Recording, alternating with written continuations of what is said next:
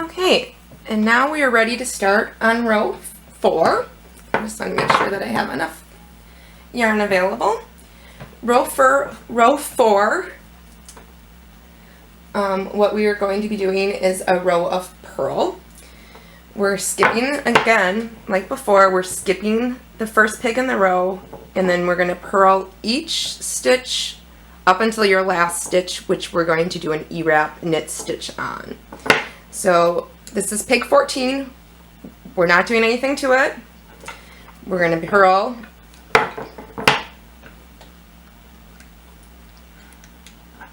every peg left for the rest of the row. And just like I showed you before, to purl, you're bringing the working yarn under, pulling it up through, which is creating this new loop. You're taking the stitch off that was on before, lifting it to the back, and then pulling tight. And see, now you can see that the yarn overs from the previous row, we are now working those.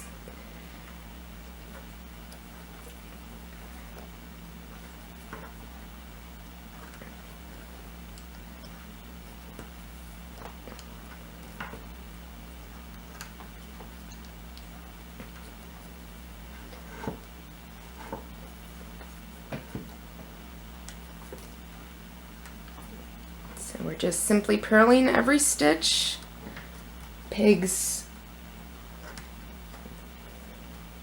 13 all the way to peg 2. And this is row 4.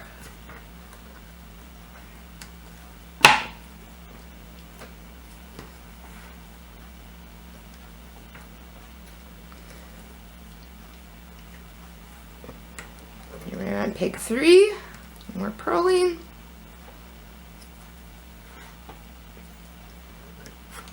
Peg 2, once again, we are purling that. And then peg 1, we're doing an ewrap. So we're bringing the yarn from the back around to the front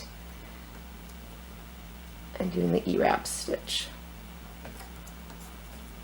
And that completes row 4.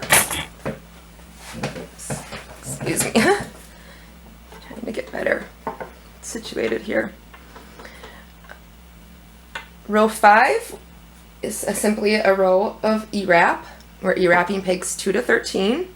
It is the same thing we did for row 1, just like row 4 was the same exact thing we did for row 2. So we're ewrapping each peg across the loom.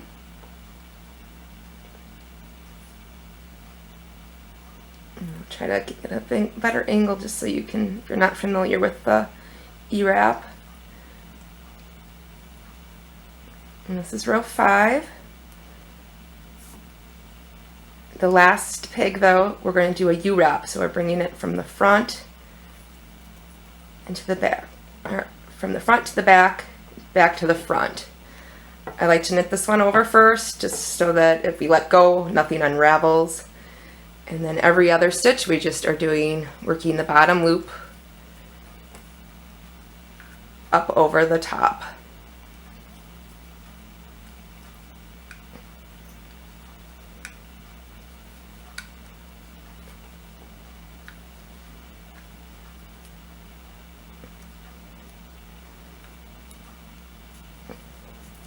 And then we can just push it down. So that completes row 5. And now we are ready to begin row 6, which consists of skipping the first peg in the row, which, since we're working as a flat panel, first peg is going to be peg 14 if we're numbering 1 through 14. We're purling the first peg, and then we're going to be doing a set of purl 2s together and a yarn over. And so just like when we do the knit 2 together, we're going to be wanting to do the peg that's to our left, we want to purl these together, and then we're going to yarn over, which is going to be an empty peg. So what we can do is we can take the peg. This is the peg on 11. And bringing it over, keeping it twisted. That helps at this point if you've kept your stitches from the previous row loose, which I did not, but so you're bringing it over. And so now we have an empty peg. This peg we're going to want to purl 2 together on. So this stitch, you can kind of just loosen it up, pull on it. This yarn is pretty forgiving, it's not going to snap. And we're taking it and we're bringing it over to the top of the peg. And you can go ahead and do all of them if you want, or you can do, I kind of find with the purling 2 together, it's easier once you've gotten a couple done to go back and, or to continue on. But then you just treat, when you're purling 2 together, you're treating this peg like you would normally purl, bringing your working yarn from behind, but you're bringing it up through both of the loops on the peg. And both loops then get taken up, back, and over, leaving just one stitch. And we're going to yarn over, just doing a flat yarn over this peg to the next. And again, we're purling. There's two stitches, so we're purling 2 together, treating them as if they were one. Bringing the stitch over.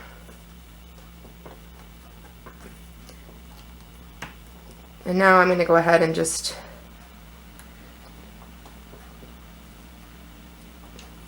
move the remainder of the stitches over.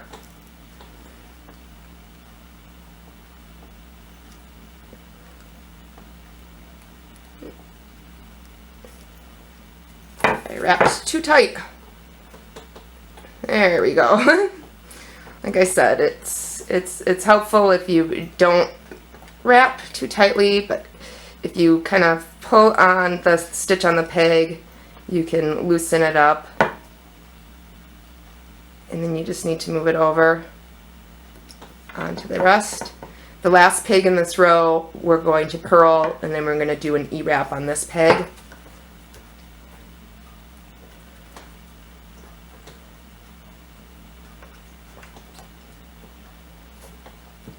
And so we're purling those 2 together.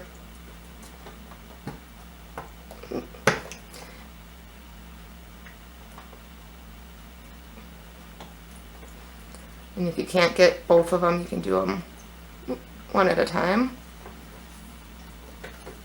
And the empty peg,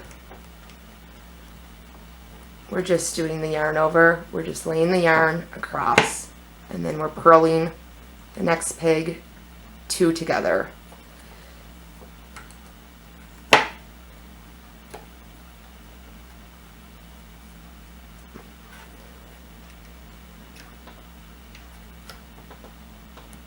You're bringing your working yarn up through both of the stitches, taking those 2 stitches that were on the loom, just like a purl, except there's 2, and bringing them up and over to the back of the loom.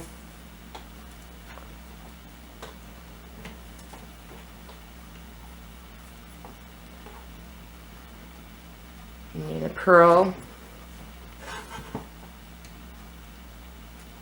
the last peg for the row, which is peg 2. And then you're going to ewrap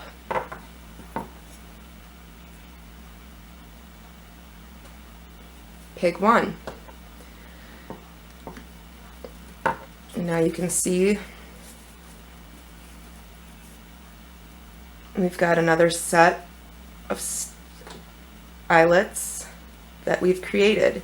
And now by simply repeating these 6 rows, you're going to get a scarf that has the eyelets like this. To finish off the scarf, I'm going to do row 1 and 2 again.